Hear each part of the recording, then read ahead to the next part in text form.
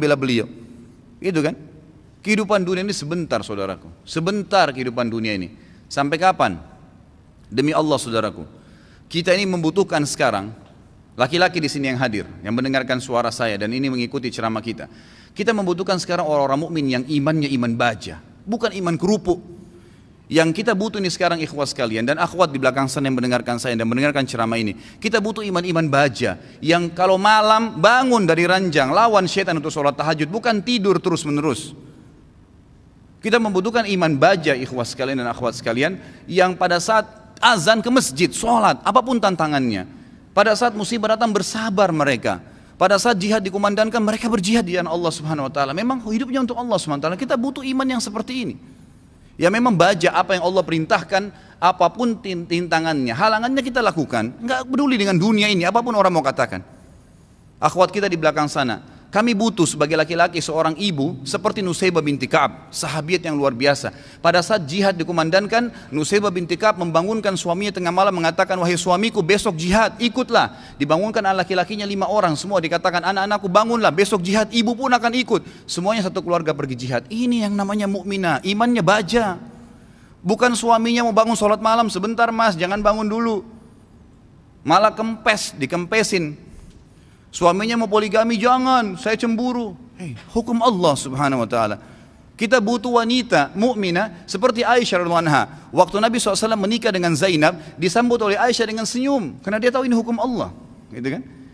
Masalahnya imannya iman baja, bukan iman kerupuk yang diketuk langsung pecah. Nah ini yang membuat umat Islam lemah, karena iman kita kendor, kempes, tidak ada apa-apa. Sedikit godaan syaitan, dibising sedikit langsung kendor. Pakai jilbab besar, kemudian digoda sama temannya, sedikit saja, oh kamu alim ya, ditinggalkan jilbabnya. Subhanallah. Kita butuh orang-orang mukmin dan mukminah yang hadir di majelis ilmu dengan iman baja. Memang mau mempelajari hukum Allah SWT halal haram. Sepertinya anda hadir ini iman baja namanya. Hadir di majelis ilmu sebagaimana orang-orang fasik. Mau berapa jam dari malam sampai subuh di diskotik, tidak rasa capek tuh. Kemarin ada ikhwah bilang sama saya, Ustadz antum gak capek dari pagi sampai malam ceramah? Saya bilang, ya akhi, orang di diskotik dari malam habis isya pulang kantor, duduk nyanyi sampai kupingnya itu gendang kupingnya mungkin bisa pecah, musik dengan besar sampai subuh, minum khamr, mabuk, dia nggak rasa capek tuh, merasa oh saya tadi malam terhibur. Kenapa kita sebagai orang yang beriman tidak mengatakan saya terhibur dengan majelis ilmu, saya terhibur dengan bertemu dengan para ulama, dengan sholat malam, dengan membela agama Allah Subhanahu Wa Taala? Ini yang dibutuhkan, gitu kan? Kita butuh seorang muslimah, saudari kita yang seperti Rumaisah radhiyallahu anha, yang pada saat suaminya sedih, dia menghiburnya, anaknya mati. Suaminya sangat sayang dengan anak laki-lakinya. Pada saat meninggal dunia, kata Rumaisah radhiyallahu anha, jangan ada yang sampaikan kepada suami saya bahwasanya anak ini sudah mati, karena suami saya sangat sayang dengan dia. Waktu suaminya pamit pergi ke masjid, sholat maghrib isya, pulang habis isya, Rumaisah berdandan, pakai minyak wangi, masak masakan yang enak sekali, lalu dilayani suaminya. Begitu pulang, suaminya diajak makan, digodain, dirayu sampai berhubungan badan. Setelah puas suaminya kenyang, biologisnya selesai, perhatikan wanita mukminah yang faham di mana dia letakkan godaannya, imannya membawa dia bagaimana untuk bisa menghilangkan kesusahan suaminya, bukan jadi beban bagi suaminya. Dia mengatakan, wahai suamiku, dengan santun nih, anaknya mati, dia juga sedih sebenarnya, tapi bagaimana dia menghibur suaminya, dan dia tahu ketaatan pada suaminya, ketaatan kepada Allah Azza wa Jalla.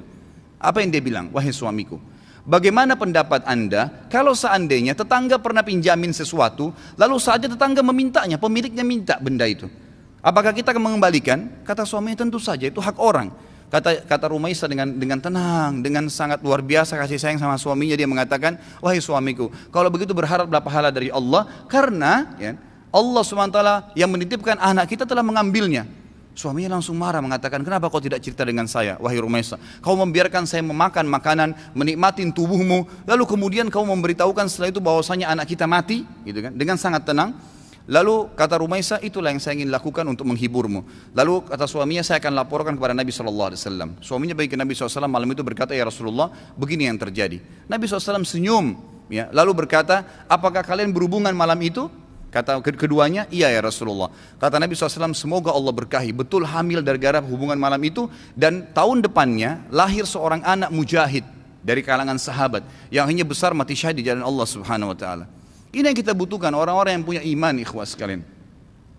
Sampai kapan kita mau berlalai-lalai gitu kan? Sampai kapan kita mau berlemah-lemah? Malu dengan pakai busana muslim, subhanallah gitu kan? Malu dengan simbol Islam, subhanallah. Enggak usah jadi muslim sekalian.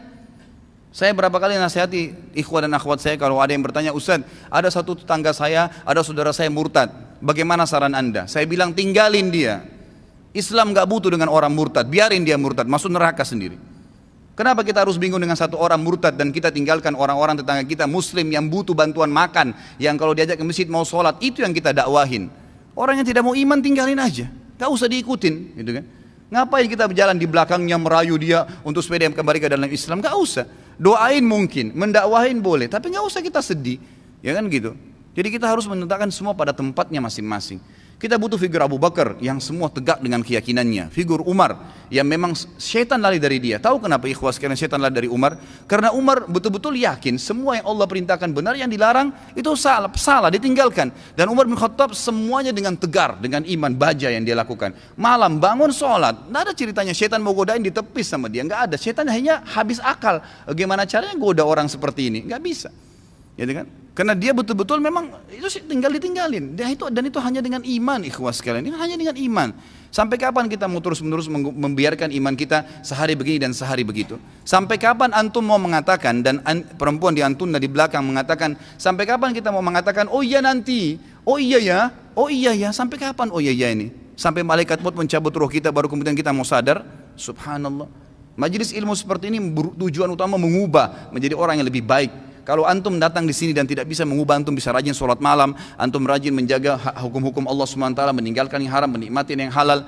Perempuan-perempuan di sana di belakang, kalau anda datang ke sini tidak bisa mengubah, anda tutup aurat, anda lebih baik daripada sebelumnya, anda bisa mengatur, ya, menikmati apa yang halal, tidak memamerkan aurat anda di sana sini, maka jangan hadir.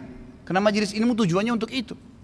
Melahirkan orang-orang yang imannya iman tegar, iman baja, yang memang tidak mudah goyah, ikhwas sekalian. Kadang-kadang subhanallah baru diminta waktunya untuk sholat malam, kita nggak mau bangun sholat malam. Bagaimana kalau diminta ditumpahkan darah jalan Allah subhanahu wa ta'ala? Sudah sulit, kan gitu. Baru diminta infak saja, sudah beragam macam bisikan syaitan, kita sudah mengiyakan bisikan syaitan itu. Bagaimana kalau diminta infak jalan Allah subhanahu wa ta'ala? Mengorbankan seluruh harta, pakaian kita bahkan kalau perlu dijual untuk itu. Ini semua karena cinta terhadap dunia yang berlebihan, Allah musta'an. Semoga Allah SWT yang di langit sana yang melihat kita ini menjadikan kita orang-orang yang terpilih di kalangan hamba-hambanya yang dipenuhi imannya dengan iman baja insya Allah dalam hati dan meninggal dalam keadaan syahid. Ya Allah, saya meminta kepadamu atas namamu yang maha mulia agar engkau menjadikan aku secara khusus dengan keluargaku, ya Allah, semuanya mati syahid di jalan Allah dan semuanya memiliki iman-iman yang baja dari keturunan dan seluruh istri dan anak-anakku dan juga semua yang hadir di sini, ya Allah, semoga engkau berikan apa yang terbaik dari hamba-hambamu. Jadi mudah-mudahan kita tidak termasuk orang-orang yang lemah dan orang-orang yang sama sekali meninggal dalam kondisi nanti menyesal, oh kenapa ya, oh seandainya ya, sudah nggak ada gunanya ikhwah. Sekarang saatnya berubah.